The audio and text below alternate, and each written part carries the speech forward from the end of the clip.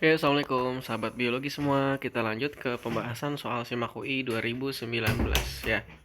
Ini jujur ya, soal SIMAK UI 2019 saya juga sedikit agak, maksudnya jawabannya itu sepertinya tidak biasa seperti jawaban yang kita kerjakan di soal-soal gitu. Beberapa soal sih tipenya seperti itu. Makanya saya coba merenungkan dulu ini sebenarnya jawabannya apa sih gitu. Jadi jawaban yang paling mungkin gitu, karena soalnya seperti mudah tapi jawabannya nggak dapat gitu. Nah, ini tipe soal tipsnya Mako iya, saya nggak tahu seperti apa ya, luar biasa ya, kecuali kalau dari panitia sendiri ngeluarin kunci, itu luar biasa. Oke, kita lanjutkan ke pembahasan berikutnya. Ini soalnya ini 2019 nomor 28. Setiap sel yang membelah secara meiosis dapat menghasilkan, ya, saya ulang, setiap sel yang membelah secara meiosis dapat menghasilkan, oke kita cek ya.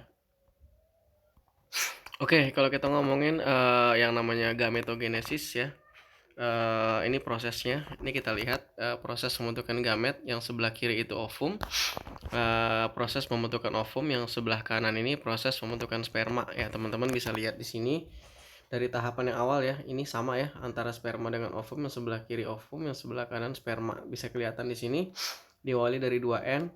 Ini 2N juga tumbuh menjadi spermatosit primer. Ini jadi yang sebelah kiri jadi oosit primer, sebelah kanan jadi spermatosit primer, sama ya. Nah, yang berikutnya meiosis tahap 1. Meiosis itu kan satu kali meiosis itu memang dua tahap. Jadi ada meiosis tahap 1 dan ada meiosis tahap 2. Nah, meiosis tahap 1 terjadi sitokinesis, selnya membelah menjadi dua. Ini bisa dilihat yang ovum ya. Dari satu oosit primer membelah secara unequal ya. Kiri dan kanan, yang kiri ini lebih besar, yang kanan lebih kecil ya kan. Membentuk dua sel, yang satu gede satu kecil. Jadi pembagian sitoplasma yang tidak merata ya, sitokinesis unequal, sehingga yang sebelah kiri yang besar membentuk oosit sekunder, yang sebelah kanan membentuk badan polar gitu. Nah, berikutnya meiosis tahap 2. Nah, meiosis tahap 2, oosit sekunder membelah lagi secara unequal, yang satu menjadi ootit ya. Oke, ootit biasanya sebutannya, atau sebenarnya bisa juga langsung ovum sih. Terus ini kecil jadi badan polar, ini membelah lagi jadi badan polar. Jadi intinya dari satu sel induk telur, dari satu sel induk ya kan, nanti hasilnya menjadi 4.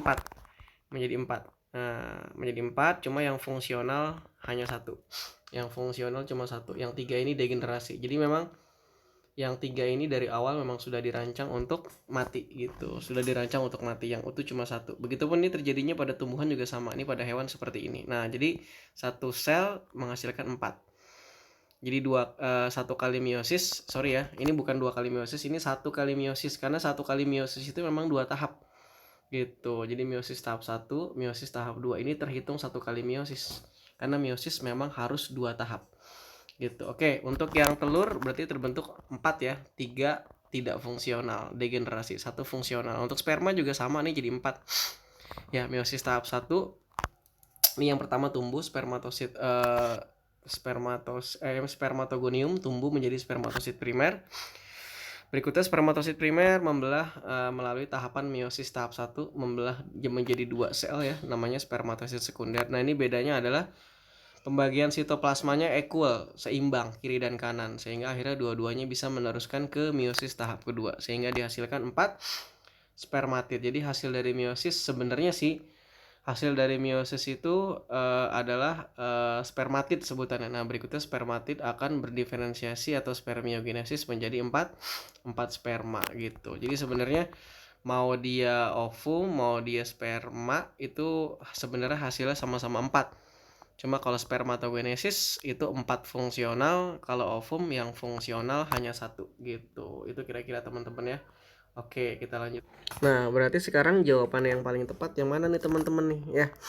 Jadi setiap sel yang membelah secara meiosis dapat menghasilkan, berarti jawabannya kalau ngomongin sperma ya udah jawaban 4 langsung gitu. Ya, biarpun 4 sel telur ini sebenarnya 3 tidak fungsional. Jadi jawabannya 4 saja atau D.